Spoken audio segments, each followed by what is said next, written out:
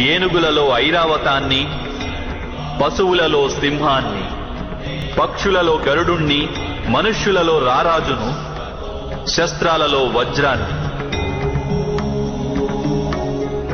గోవులలో కామధేనువును, సర్పాలలో వాసుకిని, శేషనాగును, యమరాజును, వరుణదేవుడిని, అలాగే వాయువును కూడా నేనే అయి ఉన్నాను.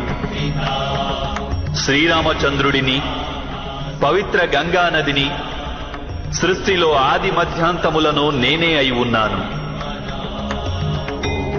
బ్రహ్మ విద్యను, మహాకాలుడిని, అలాగే బ్రహ్మను, ప్రభావాన్ని, విజయాన్ని, సత్వాన్ని, నిశ్చయుడిని,